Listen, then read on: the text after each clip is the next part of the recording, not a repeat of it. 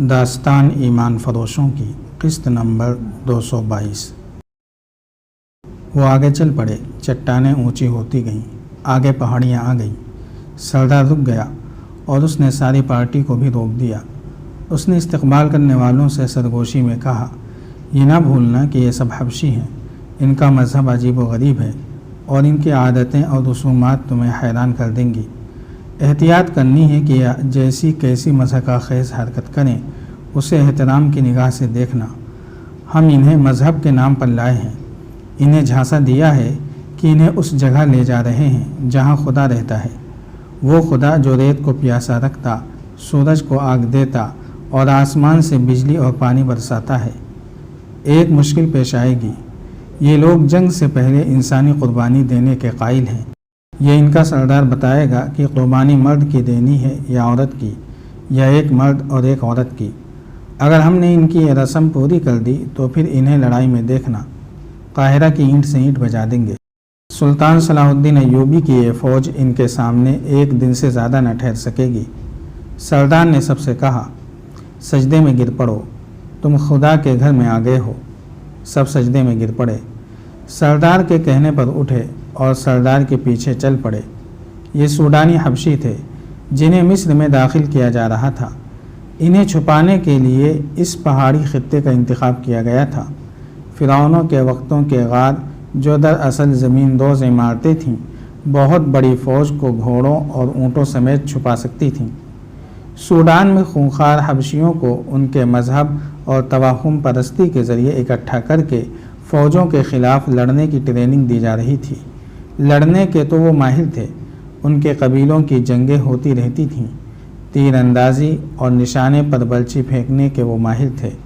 Sudan کے حکمرانوں نے صلیبیوں سے معاہدہ کر کے بہت سے صلیبی فوجی افسروں کو بلا لیا تھا۔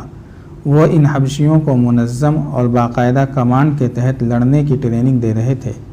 اس سے پہلے سوڈانی فوج 2 بار شکست کھا چکی تھی۔ تیسری جنگ اس وقت ہوئی تھی جب سلطان صلاح الدین ایوبی کے بھائی تقی الدین نے سوڈان پر حملہ کیا تھا۔ سوڈانیوں نے یہ حملہ ناکام کر کے تقی الدین کی فوج کو بری طرح بکھیر دیا تھا۔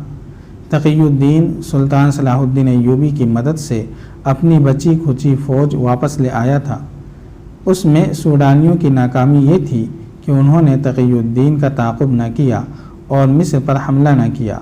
اگر سوڈانی تعاقب کرتے تو تقی الدین کی فوج اتنی تھکی ہاری تھی کہ مصر کو سوڈانیوں سے بچا نہ سکتی۔ ان ناکامیوں کو دیکھتے ہوئے صلیبیوں نے سلطان صلاح الدین ایوبی کا طریقہ جنگ آزمانے کی اسکیم بنائی تھی۔ انہوں نے دیکھ لیا تھا کہ سلطان صلاح الدین ایوبی کم سے کم نفری سے زیادہ فوج پر شبخون قسم کا حملہ کرتا ہے اور جم کر لڑنے کے بجائے اپنے دستوں کو گھما پھرا کر لڑاتا اور بڑی سے بڑی گٹھی ہوئی فوج کو بکھیر دیتا ہے۔ انہیں یہ بھی معلوم تھا کہ اس قسم کے حملے کے لیے بڑی ہی سخت ٹریننگ اور خاص قسم کے سپاہیوں کی ضرورت ہوتی ہے۔ عام قسم کی فوج صرف ہجوم کی صورت میں لڑ سکتی ہے۔ چنانچہ انہوں نے حبشی قبائل میں جنگی جنون پیدا کر کے تھوڑی سی فوج تیار کر لی تھی اور انہیں شبخون کی ٹریننگ دی تھی۔ وہ قاہرہ والوں کو بے خبری میں دبوچ لینا چاہتے تھے۔ اب سلطان صلاح الدین ایوبی مصر میں نہیں تھا۔ انہیں یقین تھا کہ سلطان صلاح الدین ایوبی کی غیر حاضری میں وہ میدان مان لیں گے۔ انہیں اس حملے کی کمان کے لیے ایک ایسے جرنیل کی ضرورت تھی جو مصر کی فوج کا ہو، تاکہ وقت اور قوت کم سے کم صرف ہو اور حملہ صحیح ٹھکانوں پر ہو۔ ان کی یہ ضرورت سلطان صلاح الدین ایوبی کے سالار القند نے پوری کر دی تھی۔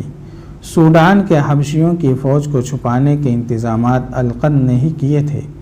اس نے مصری فوج کے 4-5 جونیئر کمانڈر بھی اپنے ساتھ ملا لیے تھے۔ جاسوسوں کے ذریعے اس کا رابطہ سوڈان کے ساتھ تھا۔ اب یہ فوج مصر میں داخل ہو رہی تھی۔ رات گئے تک چوکی پر ناچ گانا ہوتا رہا۔ دوسری چوکی کا کمانڈر وہاں سے اپنی چوکی کے لیے روانہ ہونے لگا تو اس نے اس چوکی کے کمانڈر سے کہا کہ وہ ان لوگوں سے کہے کہ کل رات اس کی چوکی پر آئیں۔ سازندے مان گئے، انہیں اور جانا ہی کہاں تھا۔ وہ تو سوڈانیوں بلکہ القند کے بھیجے ہوئے لوگ تھے۔ یہ تو انہوں نے جھوٹ بولا تھا کہ وہ کسی کے بلاوے پر اس کے گاؤں جا رہے تھے۔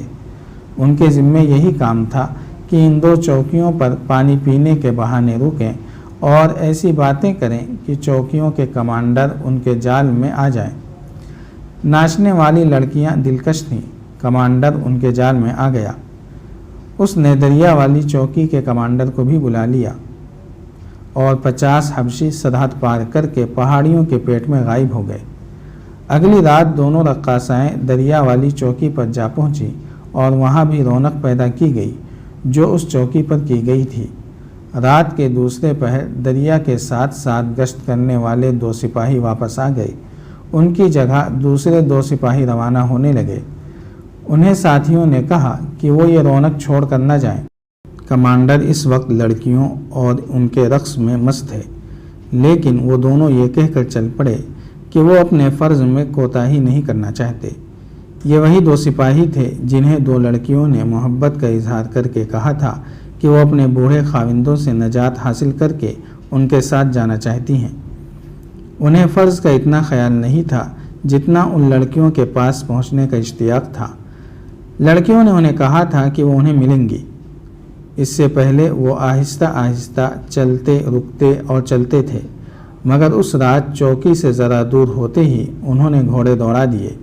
ایک جگہ گھوڑے روک کر اترے اور آہستہ آہستہ چلتے الگ الگ ہو گئے۔ دونوں لڑکیاں مختلف جگہوں پر ان کا انتظار کر رہی تھیں۔ وہ دونوں کو دریا سے دور چٹانوں میں لے گئیں۔ دونوں نے ان پر اپنی محبت کا طلسم طاری کر دیا اور خاوندوں کے قتل کی اسکیمیں بنتی رہیں۔ دونوں نے کہا کہ وہ اپنے خاوندوں کو شراب میں خواب آور صفوف پلا کر سلا آئی ہیں۔ دونوں سپاہی ایک چٹان کے اس طرف دوسرا کہیں اور، صرف فرض کو ہی نہیں گرد و پیش کو اور دنیا کو بھی فراموش کیے بیٹھے تھے۔ اس جگہ سے تھوڑی دور آگے جہاں ان سپاہیوں نے تاجروں کے قافلے کو بیٹھے دیکھا تھا، دریا کے کنارے 4 سائے ادھر ادھر حرکت کر رہے تھے۔ دریا کی ہلکی ہلکی لہریں جل ترنگ بجا رہی تھیں۔ یہ آدمی پانی کی سطح پر تاریکی میں دور دیکھنے کی کوشش کر رہے تھے۔ وہ بے چین ہوئے جا رہے تھے۔ ایک نے کہا انہیں اس وقت تک آ جانا چاہیے تھا۔ دوسرے نے کہا انہیں اطلاع تو دے دی گئی تھی۔ ایک نے آنکھیں سکیڑ کر کہا وہ بادبان معلوم ہوتے ہیں۔ اس نے ایک دیا جلا کر آہستہ آہستہ دائیں بائیں ہلانا شروع کر دیا۔ دریا میں دور 2 دیے جلتے نظر آئے اور بجھ گئے۔ تھوڑی دیر بعد ایک بادبانی کشتی کنارے کے ساتھ آ لگی۔ کنارے پر کھڑے ایک آدمی نے کہا کسی کی اونچی آواز نہ نکلے۔ مکمل خاموشی سے سیاہ کالے حبشی کشتی سے کنارے پر کودنے لگے۔ اس کے پہلو میں ایک اور کشتی آ رکی، اس میں سے بھی حبشی اترے۔ یہ بہت بڑی کشتیاں تھیں۔ ان میں سے کم و بیش 200 حبشی اترے، پھر ان میں سے سامان اترنے لگا۔ یہ سب جنگی سامان تھا۔ جو ہی کشتیاں خالی ہوئیں، ملاحوں سے کہا گیا کہ بہت تیزی سے کشتیاں واپس لے جائیں۔ ملاحوں نے بادبانوں کے رسے کھینچے، رخ بدلے اور کشتیاں ساحل سے ہٹ کر اندھیرے میں غائب ہو گئیں، اور حبشیوں کی یہ کھیپ بھی چٹانوں میں سے ہوتی ہوئی پہاڑیوں میں گئی اور غائب ہو گئی۔ یہ دونوں سپاہی واپس آئے تو چوکی پر ناچ گانے کی محفل ختم ہو گئی تھی۔ سپاہی اپنے اپنے خیموں کو جا رہے تھے۔ ناچنے گانے والوں کے لیے کمانڈر نے الگ خیمہ کھڑا کر دیا تھا۔ اسے ایک لڑکی کچھ زیادہ ہی اچھی لگی۔ وہ چہرے مہرے سے معصوم سی لگتی تھی۔ کمانڈر نے یہ سوچ کر کہ یہ پیشہ ور لوگ ہیں، سازندوں سے کہا کہ اس لڑکی کو وہ اس کے خیمے میں بھیج دیں۔ یہ لوگ دراصل جاسوس اور تخریب کار تھے۔ ان کا مشن ہی یہی تھا کہ ان 2 چوکیوں کو اپنے جال میں الجھائے رکھیں اور ان کے کمانڈروں کو اپنے قبضے میں لینے کی کوشش کریں تاکہ سوڈان سے حبشی فوج مصر میں داخل ہوتی رہے۔ جاری ہے۔ اگر آپ کو یہ قسط وار سلسلہ پسند آ رہا ہے تو لائک، شیئر اور کمنٹ کے ذریعے ہماری حوصلہ افزائی کریں۔ جزاک اللہ خیرا۔